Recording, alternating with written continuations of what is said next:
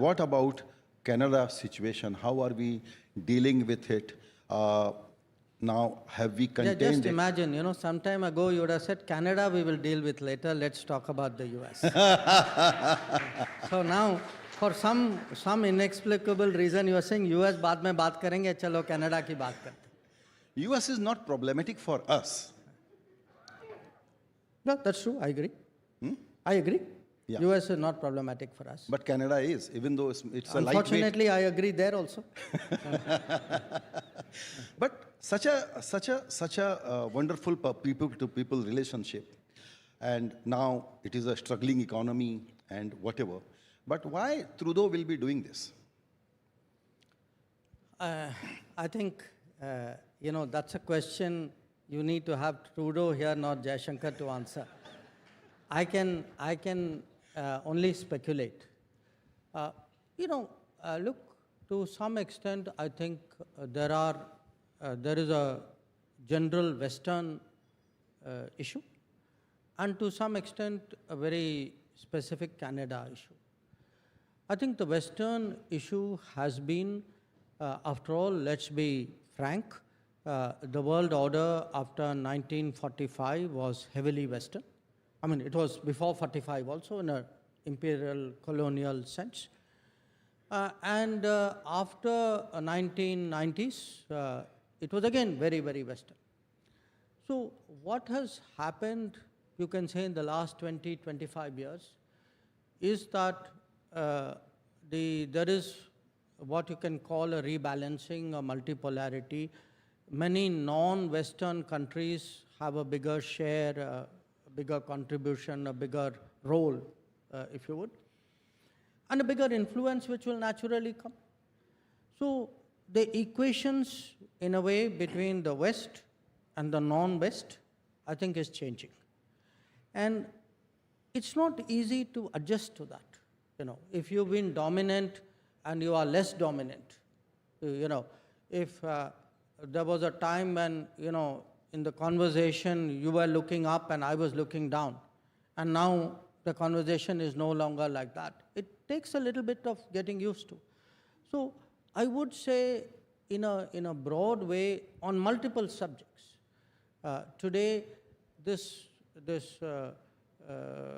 when the natural diversity of the world has started to express itself, when many more countries, and particularly many more large countries like India or China, have points of view and positions to take, there will be contestations, there will be frictions, there will be arguments. So it won't be so smooth. That's a larger picture. Where Canada is concerned, I think there are some very specific issues. I think a lot of people know that. You are right. If you look at the people to people, if you look at the business relationship, it's very, very strong. For a lot of people, it is very difficult to imagine that we could reach the state of relations that we have today. So why has this happened?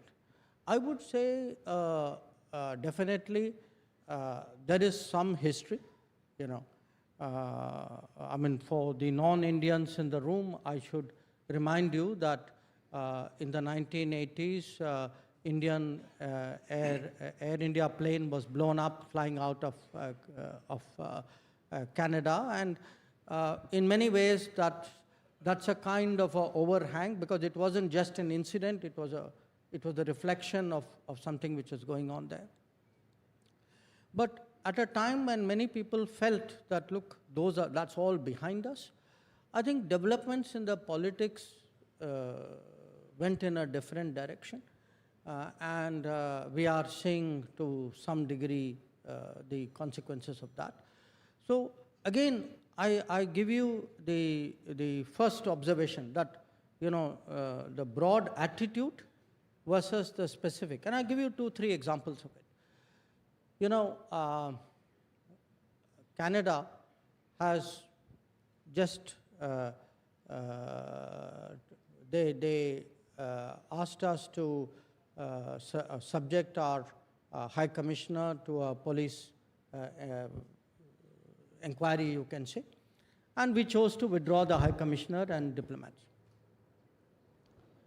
Now, look at it. They seem to have a problem if Indian diplomats are even trying to make efforts to find out what is happening in Canada on matters which directly pertain to their welfare and security. But look what happens in India. Canadian diplomats have no problem going around collecting information on our military, on our police, profiling people, targeting people to be stopped in Canada. So apparently, the license that they give themselves is totally different from the kind of restrictions that they impose on diplomats in Canada. Or even take the press. I'm at a press event.